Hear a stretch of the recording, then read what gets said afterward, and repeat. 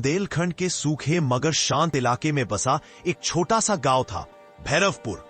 चारों तरफ कच्चे मकान, हरे भरे खेत, पीपल और नीम के पुराने पेड़। दिन में यह गांव जितना शांत लगता था, रात में उतना ही रहस्यमयी। गांव से थोड़ी दूरी पर एक पुरानी हवेली खड़ी थी, काली हवेली। टूटी खिड़कियां, फटी दीवारें और आसमान में गिरते काले बादल। लोग कहते थे इस हवेली में सूरज की रोशनी भी डर कर आती है। गांव के लोग उस हवेली से दूर ही रहते थे। बुजुर्ग उंगली उठाकर चेतावनी देते और बच्चे डर के मारे माँ बाप के पीछे छिप जाते। एक समय था जब यही हवेली रोशनी से जगमगाती थी, दियों की कतारें, शाही सजावट और खुशहाल माहौल। यह हवेली थी एक जमींदार की शान। हवेली का मालिक था ठाकुर हरिनारायण सिंह, क्रूर, घमंडी और शक करने वाला।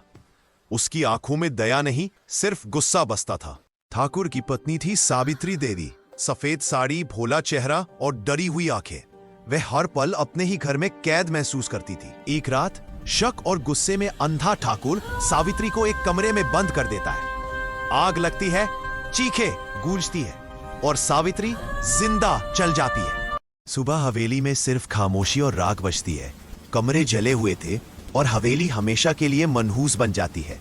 सालों बाद शहर से आए अमित और उसकी पत्नी नेहा भैरवपुर गांव पहुंचते हैं। नई नौकरी, नया जीवन, पर सस्ती हवेली। अमित हवेली को देखकर मुस्कुराता है। बस एक पुराना घर है, वह सोचता है। डर उसके लिए सिर्फ एक कहानी था। लेकिन नेहा का दिल घबराता है। हवेली के दरवाजे पर खड़े होकर उसे अजीब सी बेचैनी महसूस होती है। हवेली के अंदर धूल जमी थी। टूटी खिड़कियों से आती रोशनी कमरों को और डरावना बना रही थी। दिन के समय भी हवेली में ठंडक थी। नेहा की सांसों से भाप निकलने लगी, जैसे किसी ने उसकी गर्दन पर फूंक मारी हो। रात को पीली सी बल्ब की रोशनी में नेहा करवटें बदलती रही। हवेली की खामोशी बहुत भारी थी। अचानक नेहा की आंख खुलती है। बिस्तर के पास एक सफेद साड़ी वाली परछाई खड़ी थी। उसकी आंखें चमक रही थी। परछाई झुककर नेहा के कान में फुसफुसाती है, "यह घर मेरा है।" नेहा डर से जकड़ जाती है। सुबह अमित देखता है नेहा फर्श पर बेहोश पड़ी है। डर पहली बार उसके चेहरे पर साफ दिखता है। डॉक्टर इसे डर और कमजोरी बता देता है, लेकिन नेहा की आंखों में अभी भी वही डर था।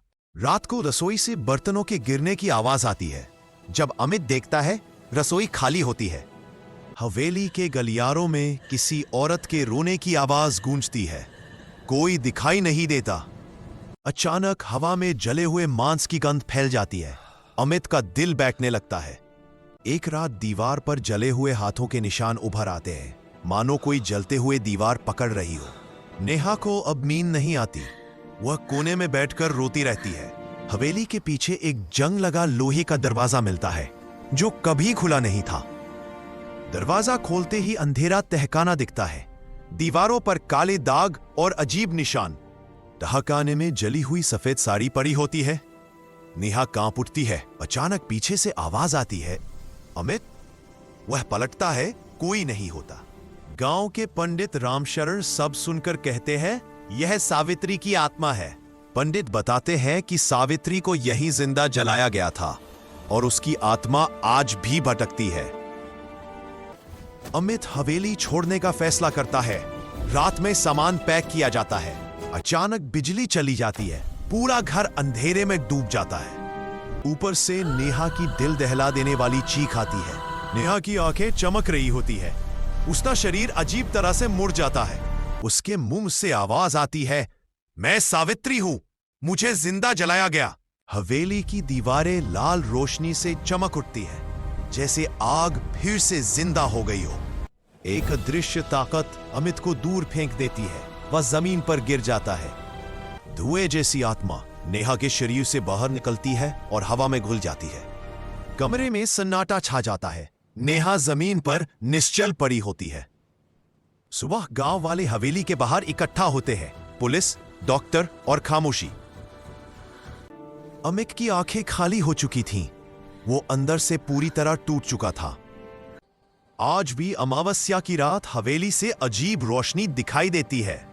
लोग कहते हैं हवेली की खिड़की पर आज भी एक जली हुई औरत खड़ी दिखती है, क्योंकि कुछ आत्माएं कभी शांति नहीं पाती।